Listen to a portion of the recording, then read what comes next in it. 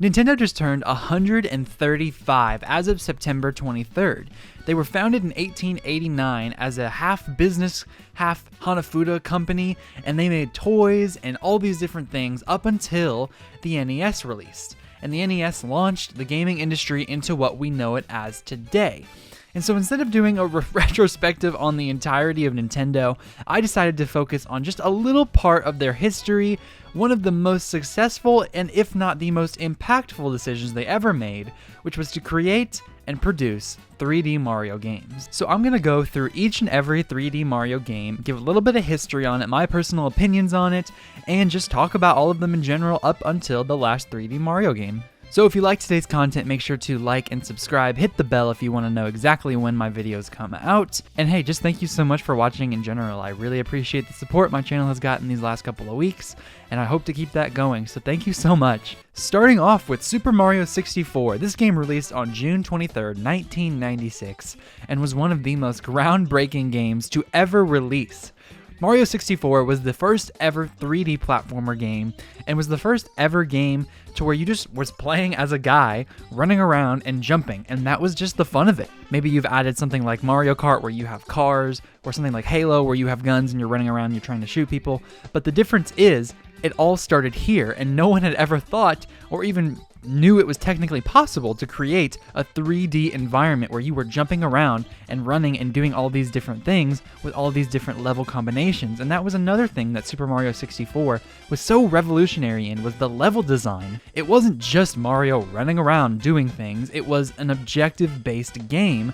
You were trying to get all of these different stars to get the castle back from Bowser and to save Peach at the end. And so you had to go from level to level, unlock different stars, all of these different levels, and then you use all of the stars to get from place to place, because there would be doors and it would say, hey, you only need 2 or 3 or 4 or 5 more stars to get into this place. So basically your objective was get more stars to get to more levels, to get more stars, to get to Bowser. And that was so different than what all of the games have been up to this point. But not only was it just Mario running and jumping around, there were a lot of different moves that he had that made you feel more mobile than you've ever felt in a video game before. It just felt good to run around, to triple jump, side jump, back jump, long jump, all of these different mobility options that have never been available in other video games up to this point. And also, now that I think about it, I don't think there had ever been a 3D game where you were not only running around and jumping around, but swimming. The actual concept of swimming in a game that wasn't 2D was just mind-blowing. Everything about this game was revolutionary and mind-blowing, and has led to what the industry is today. However, just because it was so legendary and revolutionary, and because everybody loves it and speedruns it nowadays, this game is far from perfect. In fact, I would go out of my way to even say there are so many levels where it's just not even fun anymore. There are just so many opportunities for you to fail and have to do all of these different platforming challenges that feel impossible because of this game's biggest criminal, the camera controls. Nintendo felt at the time that they had to have some sort of reason as to why there was a camera following Mario in a 3D game, because up to this point, a 2D game was just like, oh, I'm looking through the screen, and that is happening through my screen. That makes sense. But up to that point, 3D wasn't a thing, and so people were like, oh, so how do we explain the fact that something is following Mario at all times? They did this by having Lakitu hold a camera on a little fishing pole and follow him. And because of this weird and odd restriction, the camera movement was awful. And you could control it to some extent, and you could even move into first person if you chose. But man, it was just so bad. And to this day, people will tell you, the camera is so awful. And it makes all of these different platforming challenges even worse, because yes, you could just say, get better, have more skill, get good, but it's really impossible to get good when the camera is this bad. However, this game is just so much fun, and I still will jump in from time to time, go through Bomb Bomb Battlefield, Dire Docks, all of these classic places, Big Tall Island, or Big Small or whatever, the island where you can go from being massive to go from being small at the same time. It's so much fun. This game is full of creativity, and you would never have imagined that this was the first 3D game. You would have thought this was like one of the iterations of the first 3D game, but no, this is it. This was the very first one, and it was so incredibly creative for its time period. We have Mario 64 to thank for literally every single video game that is in 3D today, and that is something we should never forget. 6 years later, in July 19th of 2002, Super Mario Sunshine released on the GameCube. And holy crap, have things changed since Super Mario 64.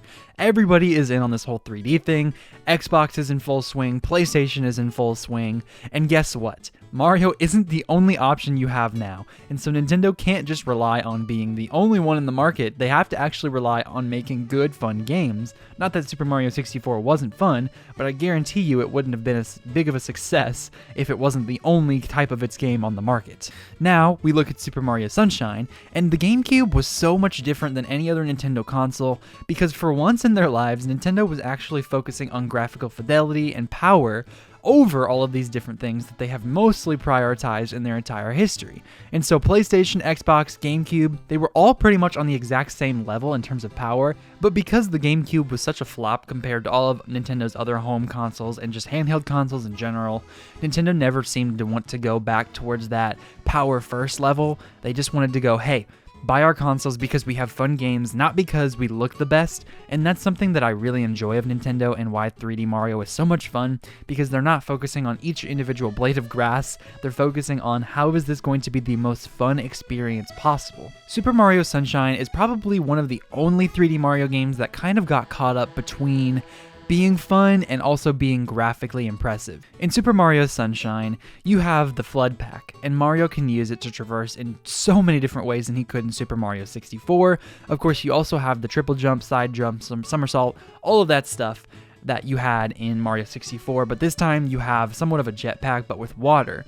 And you can use this in a million different ways because on the island that you're trapped on from this summer vacation that you were trying to take with Peach, this whole island is covered in this goop that you have to clean up with the Flood Pack. And the only reason you have to clean it up in the first place is because everyone seems to think that you, Mario, were the one who caused it all to begin with, because there is some weird monster going around that shape-shifted into your form. So many people say that Super Mario Sunshine is the worst 3D Mario game, and that is probably because of the movement and the level design. And also because of a little thing known as blue coins, but we'll get back to that in a little bit. The movement system is a lot different than Super Mario 64, and that's not a compliment, and it's also not an insult at the same time. I do think that this game's mobility is really fun once you get the hang of it, but I also think that learning curve is a lot more difficult than all of the other Mario games, and not necessarily because there's just a high skill ceiling, although that is true, but because it's just not quite as clean and as fun to play as most other iterations of Mario. I've talked about this in a million of my videos, but Nintendo are the kings of just feeling good when you're playing their games. When you are running around as Mario, it feels good. And in Mario Sunshine, you kind of don't get that feeling. You run around and you don't quite feel like you're in as much control as you'd like to be. In terms of setting, this is probably one of the best Mario games, period. You're walking around all of these different islands and you get to go from location to location, and the hub world, Pianta Island, is just so interesting. And all of these different Piantas are here, and this is truly their home. Like, they live here. And so you have motivation to want to clean up this place and save them because, hey, if this was your island, you would want it cleaned up too. And if you saw someone running around that looked like Mario, you'd want him to clean up this mess. The music is really good, as always. Super Mario 64's music was great. This music is going to be great. Mario, as a whole, is going to have amazing music. But the thing about Mario Sunshine that separates it from the rest isn't just the mobility or the setting or the music.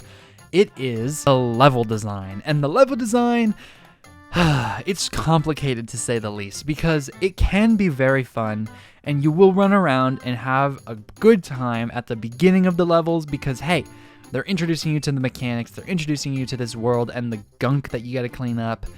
But in some of those later levels, when the platforming gets a little tighter, you don't seem to feel as though you have enough control over Mario to do what they ask you to do. Going from Delfino Plaza to all of these different levels can kind of make you get some whiplash, especially going to Sierra Beach, where you have to play against the Stingray, and man, it is a horrible boss fight. Like, it's just not fun. It's just bad. You use the Flood Pack to wash off this invisible stingray, and it just keeps separating into little bits of goo and keeps going in all of these different locations, and you have to follow each one and get them down to their littlest form, and it's almost impossible to do it without dying, and it's just not fun. It's just not fun. And don't even talk to me about Corona Mountain, because that level is so not built for the engine that game runs in. I mean, it just wants you to do things that the game doesn't accept, because it'll be like, hey, use your flood to move the boat in this direction. And you'll be like, okay, cool. I'll do it in the exact most precise way that I think will put it in the spot it needs to be in. And you will go trying to go to the left, and it will steer you exactly in the opposite direction. You will go hard right for no reason. This level is so not fun. But there are some really fun ones in here as well. Bianco Hills and Rico Harbor, I think, are really great additions. The Piana Park, it's half and half. Sometimes I find myself enjoying it, and other times I'm just like, wow, the movement system does not feel built for this world. And I think that's the best way to sum up Super Mario Sunshine's experience.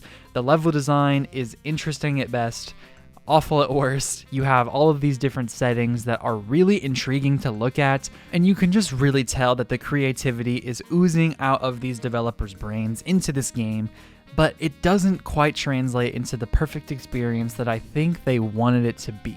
And of course, the blue coins are just awful. They're just awful. You have to collect all of them in all of these different levels that you play through, and they're in corners of the map that you might never think of finding. And guess what? Sometimes, if you're going for completionist and you want to get all of the blue coins, which, by the way, don't ever do that to yourself. Don't ever do that. But if you were actually considering it, allow me to crush those dreams by saying, guess what? If you miss one of the blue coins in some of these levels, you can never go back to get them, because it just won't let you. You have completed the level and you can't go back to it, and you cannot get those blue coins. So your only option is to completely start over. And some of these blue coins are in the worst locations ever. It is not fun to collect the blue coins, and it is not fun to play Super Mario Sunshine about half of the time. But guess what? 5 years later, on November 1st, 2007, Mario took a turn for the better permanently with Super Mario Galaxy. Mario Galaxy has the privilege of being one of the best games of all time on the Wii. And that game is so nostalgic for me personally, and is just gorgeous to look at, gorgeous to play, amazing music, the absolutely insane gravity system that they had at the time. I can't even imagine any other developer pulling that off at the time period. The galaxies that you go to, the level design is immaculate. This is the opposite of Super Mario Sunshine. Super Mario Galaxy is when 3D Mario stopped feeling experimental and started feeling like they were honing their craft to its perfect, most fullest form yet. Super Mario 64 and Super Mario Sunshine had a sandbox open world type style that was a lot different than Super Mario Galaxy. Galaxy is a lot more linear than those games, and this is when the games started to get really, really good, because then the developers could focus on exactly what the stages were going to be and how Mario would interact with each corner of it, rather than just saying, let me put a box here and a box there and just hope this world doesn't fall apart like they did in Sunshine. Every single area of Super Mario Galaxy is meant to be explored, and you're supposed to play every little bit of it, because it's designed for you to linearly walk through all of the levels. If I had one word to describe Super Mario Galaxy, it would be atmosphere. Because yes, the gameplay is so much fun, and I didn't even mention that you have a spin move that you can use to bump into enemies and knock everything back and open up different chests and different crystals, but the atmosphere is what makes this game top tier. You start in a hub world with Rosalina, and you learn more and more about her backstory as the game goes on. And this backstory is so tragic, and is one of my favorite parts about Nintendo, because Yoshiaki Koizumi had to actually sneak in this whole storybook portion behind Miyamoto's back. Koizumi will always be freaking awesome for that, and he got a little bit of backlash from Miyamoto after the game came out. But what are you gonna do, Miyamoto? It already happened. What are you gonna do? And I am so glad that they snuck this in here, because oh man, dude, people love the storybook section of this game, and it adds to the atmosphere overall. The music is just so big and orchestral and just booming, but at the same time, it knows when to be reserved and to be quiet and to give you this feeling of, wow, I truly am alone in space. And these songs will make you feel lonely, but you are never truly alone. And I think that's the message that they were trying to send to their consumers here. You may feel alone, it may look alone, but you're not alone, because at the end of the day, you're always going to have somebody to fall back on, and even if you don't, you'll find someone to fall back on. This was when 3D Mario got really, really good and was here to stay forever. And that's why 3 years later, Super Mario Galaxy 2, the sequel to the first game, came out on the Wii. Because Mario Galaxy was so critically acclaimed, they obviously had to follow up with all of the ideas that they had in their heads from the first game. And Super Mario Galaxy 2 is different in one major way from Super Mario Galaxy 1. The level design is way better, but at the expense of less story and no hub world. And the level design is truly peak. I mean, you play Mario Galaxy 1 and you're like, dang, this is good. And then you play Mario Galaxy 2 and you're like, oh my gosh, Mario Galaxy 1 feels like an experiment compared to this. But hey, Mario Galaxy 2 is not any less of a game just because it doesn't have the same heart as Mario Galaxy 1. Because guess what? The creativity is through the limits here. I mean, there are no limits. There aren't. There aren't any limits. They have shattered all of the expectations you could possibly have for a level design, and this game is just beautiful. It is so much fun to play. Now, I said there wasn't a hub world because there technically isn't.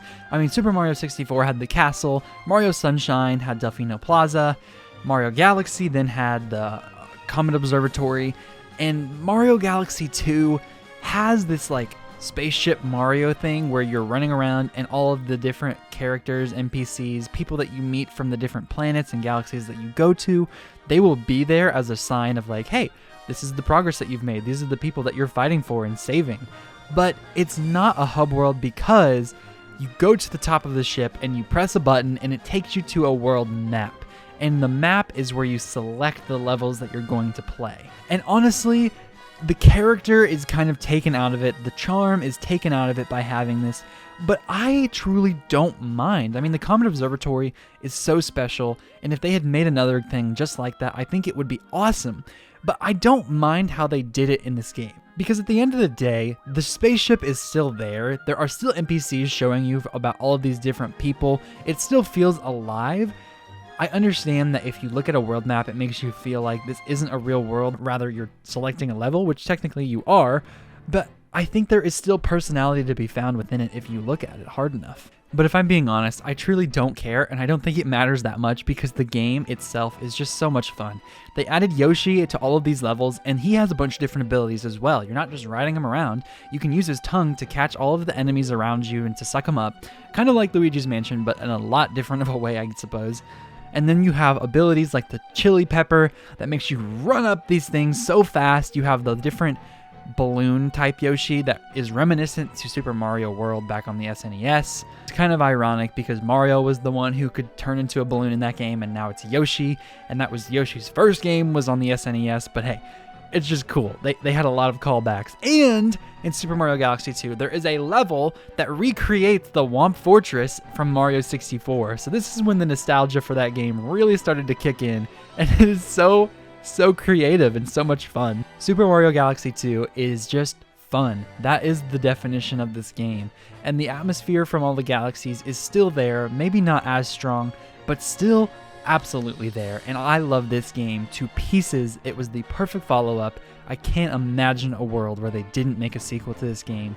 And to this day, Super Mario Galaxy 3 is the most requested sequel to a Mario game.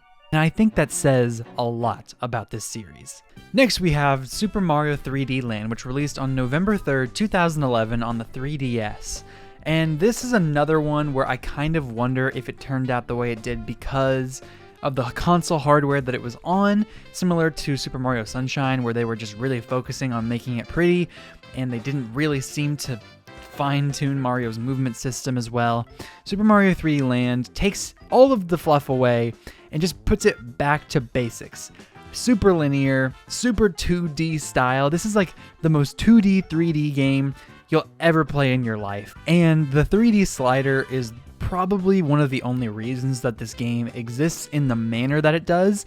They focused a little too much on making a game that really just looked interesting with the hardware. They made it to where you turn this 3D slider on and boom, all of a sudden, the 3D effect, you can see all of these different areas and you can jump a lot better. And like a lot of people will complain if they're playing on a DS without the 3D effect, some of the later models that don't have that but allow you to play 3DS games, it's like, oh, well, you know, it just doesn't work. Like, it's hard to make jumps. And that is a problem, to be honest. If you can't play a game like this without the slider effect, that says a lot about your game. And so the first 8 worlds, I think, are extremely dull. It was unfortunately in that time period where just there wasn't a lot of creativity in Mario. They really leaned in on the bland 2D style. The new Super Mario Bros.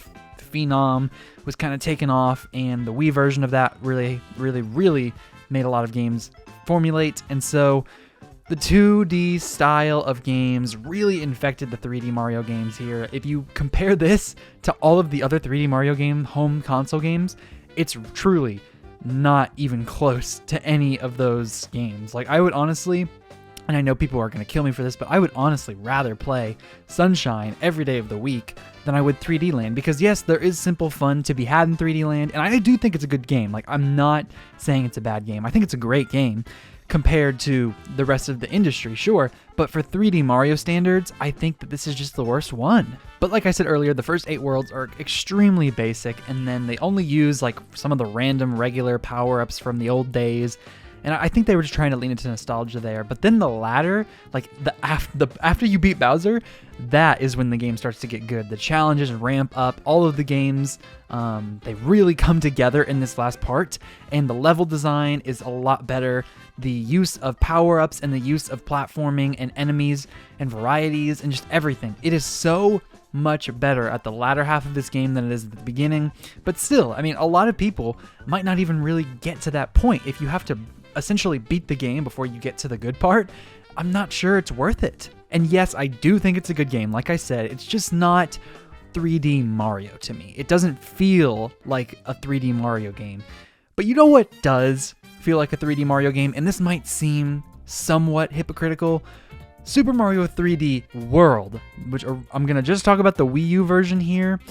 Holy moly, this game is so much fun. Yes, it continues somewhat in that linear style that Super Mario Galaxy 2 had with the level selection and Super Mario 3D Land had.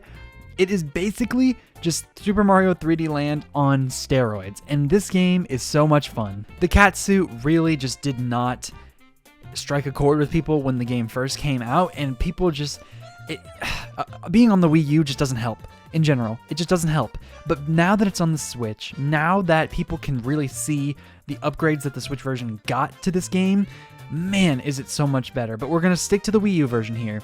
The catsuit allows for so much mobility, and you can use it to attack, you can use it to climb, it's a means of traversal, it's a means of combat, and it's just cool, to be honest. Like, you wouldn't think putting your characters in a catsuit and giving them cat abilities would be fun, but genuinely, Nintendo makes it fun. You can do a mid-air dive move, which later would be fully realized in Odyssey, but here you can do a mid-air dive move, and as soon as you hit the ground, you can cancel your dive and jump up to increase your speed. You can just do that over and over and over again, and it's a speedrun strat, but it's also just a really fun strat in general. Like, if you just want to play and have fun with this game even more, especially with the Wii U version, which isn't on any sort of more fast mobility like it is in the Switch version, that is so much fun to just run around as fast as you can and get through these levels. It's just really, really great. And the level design, my gosh, this is an upgrade from 3D Land in almost every single way.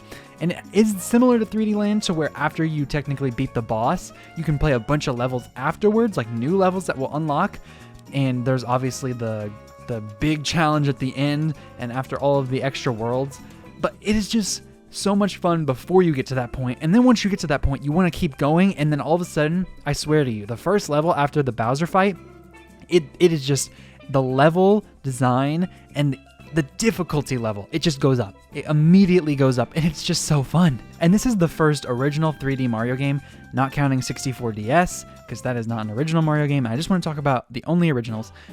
This is the first one that you can play multiplayer, and also the first one where you can play as different characters throughout the game. Like, you're not exclusively trapped as playing as Mario, and the different abilities that it gives you is so cool. Like, you play as Mario, he's the all-arounder. You play as Luigi, he can jump really high, and he's just a little slippery. You've got Peach, and she can float. Toad is the fastest of the bunch, but he has a terrible jump. And so they're all unique, and you have a different reason to play through all of the levels with all of the different characters. And in fact, that is a completionist requirement. You have to play as every single character and beat every single level with all of them. And I did it multiple times, and I have had so much fun with this game over the years. I grew up with 3D World. I grew up with all of the 3D Mario games, and this one, it hits different, man. But one of the problems with this game was it leaned too much on the linearity, it leaned too much on nostalgia, and people just wanted the real 3D Mario back, the 3D Mario that revolutionized the industry back in 64, and they brought that 3D Mario back with a bang. 4 years later, October 27th, 2017, Super Mario freaking Odyssey released on the Nintendo Switch. And it was the holiday game, baby, and everyone was picking it up and buying it, and glowing reviews ensued. It was amazing. This game has so much content. It brought back the sandbox style, and it kind of merged the Super Mario Galaxy 2 world map, Super Mario 3D world map. There isn't a hub world, but there is a mode of traversal called the Odyssey, which, Super Mario Odyssey, and you can use that to go and sit down in the chair. You can relax in that area. It's like a mini Comet Observatory, and it's most similar to Spaceship Mario from Mario Galaxy 2, because throughout all the different areas that you go to, you can buy different items from the shops, and it will be sent to the Odyssey. And then once you sit down in your little chairs with Cappy, you can look around your Odyssey and say, hey, I was there, and it's like little memorabilia pieces from the traveling the world. And instead of the world map like we have had before, it was just kind of like, oh, you just kind of select your level. You go up, and it's like the globe. And yes, it is just picking different levels essentially on a map, but it looks so much more engaging. It's so much more intuitive, and you really feel like you're traveling from place to place because the cutscenes in between have you going across the world, and then they use that to subvert your expectations and be like, okay, I'm gonna go to New Donk City next, and then boom, you're traveling, and you're like, oh, it's gonna be a normal cutscene. No, Bowser shows up on a freaking dragon, and he destroys the Odyssey, and then you go down to the Lost Kingdom. And so many different things like that are just it's just amazing, this game. And oh man, I haven't even talked about the mobility. The mobility in this game with Cappy is revolutionary all on its own. Mario has never felt better to control. I talked earlier about the feel that Nintendo provides in their games. This game feels so good to play. Mario just running around. It's just mesmerizing. You could run and jump around. It would be like an area with nothing, and I would still be entertained simply by Mario's movement. And on top of that, we have Cappy, who you find at the very beginning of the game. He joins you to help stop Bowser because Bowser stole his sister, and you get to use him to capture enemies and become those enemies and use their abilities for a short time. And not only that, that would be cool enough if you could just do that. But you can use Cappy as a mode of traversal, as a mode of just increasing your mobility in general. You can throw the cap out in front of you. Mario will jump up onto the cap, giving you extra height. Then you can have a little dive move, and boom, you can go to a different place. So imagine this, right? You're running around. Mario triple jumps, 1, 2, 3, up in the air. He's in the air, and you have more options in the air than you have ever had before. You throw Cappy. You jump onto Cappy. Boom, you're up even higher. Then you can throw Cappy in whatever direction you're trying to land on and dive towards that direction. And boom, you're there. More mobility than ever. It is so intuitive. Now, the one criticism that people have had about this game and that hasn't aged phenomenally well is just there is a lot of content, and you would mostly think like, hey, that's great. We love more content. But this can be a little bit inflated because the moons that you collect in this game are everywhere. They're in the shop, they're in a rock, they're under a ledge, they're everywhere, literally everywhere, to where a lot of people have complained that they didn't have the chance to spend as much time in each kingdom as they wanted because they felt the pressure to move on to the next world too quickly. But here's the thing, right? If you're having fun, I feel like it doesn't quite matter how many moons there are. You just are there to run around and do stuff. And Mario Odyssey provides that in spades. You can do so much. And You can really see how the series has evolved from each iteration, taking different things from each games. Because look at this, right? The Super Mario Odyssey ending is one of the best in the game. You beat Bowser, and then you land into the Mushroom Kingdom, and boom, Super Mario 64 nostalgia everywhere. Then you look at the Odyssey, and it says, oh, you need this many moons to go to the next place. And you're like, what? There's more? And then you go there, and it takes you to the dark side of the moon. And then it says, you need more. And it's like, what? I can go somewhere else still? Then it takes you to the darker side, where you have that big final level that Super Mario 3D Super Mario games are just so known for. That hard last level that challenges your freaking abilities to their most, and you only get one chance to do the entire level. This is probably one of the best 3D Mario games I have ever played, and is probably my favorite of all time. It is amazing. I cannot believe that in the 7 years since that game's release, we have not even sniffed a new 3D Mario game. So many people were just dead set, including myself, on there being an Odyssey 2, similar to Galaxy 1, because the game released like 5 to 6 months after the Switch's launch. So we thought, oh, there'll be another 3D Mario game, easy. And they just never did it. So it makes me think that they have been working on something insane, and it's going to release on the Switch 2, probably in the first year of that console as well. So we're just going to have to wait and see for that. But the reason that many people think that Super Mario Odyssey 2 never got a sequel is because in February of 2021 on the Switch, Super Mario 3D World plus Bowser's Fury came out. And this game absolutely made me reconsider whether Odyssey was my favorite 3D Mario game, because 3D World got an absolute glow up with this edition of Bowser's Fury.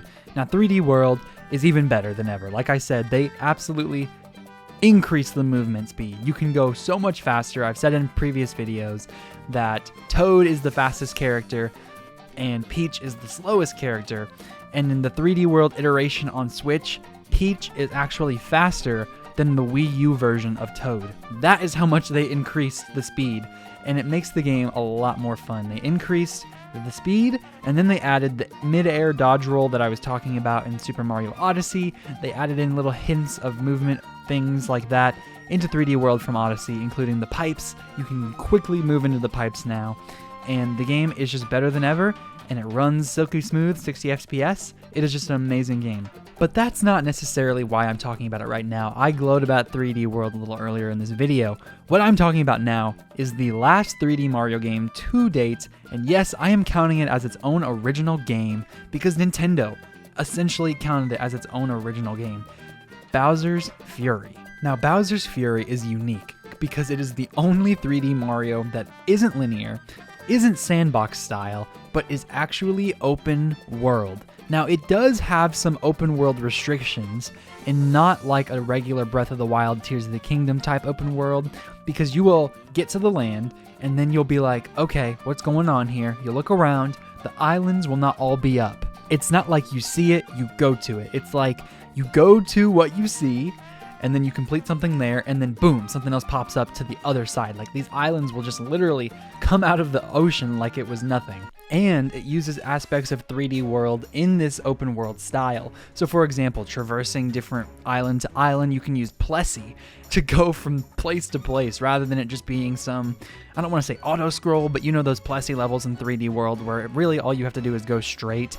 And there is some skill involved in some of the later ones, but it's almost never going to be a difficult thing for you. But Plessy is realized to her fullest potential in this game, and just Bowser is insane. This game sees Bowser being bigger and badder than ever. Somehow, some way, he got some of Professor Egad's paint on him from the paintbrush from Super Mario Sunshine, and it turned him into this black, massive monster that shoots fire across the entire map, and he is about 100 times bigger than Mario is, and he's on a timer, and he's always in the middle of the map, to where you can just constantly see him rotating and waiting for him to come out and wreak havoc. He has almost no eyeballs, it's just light. And oh boy, he is terrifying. You can see the fire coming up in his chest and on his back, on the spikes of his shell. he is a menace in this game.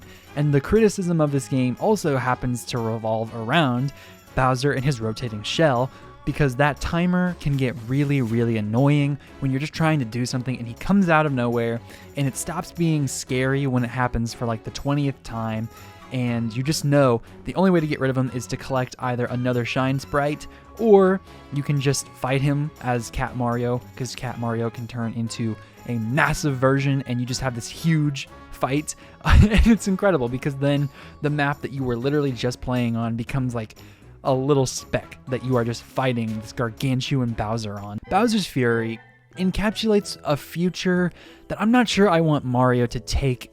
Open world Mario would be very, very interesting. And obviously, if it was like a much bigger world than this just feels like a little taste, a little sneak peek of what 3D Mario could be. I hope it doesn't go in this direction. I don't know what direction it could go in, and I trust Nintendo fully with their 3D Mario, and especially in the Switch era. I trust them with their games. But I don't know.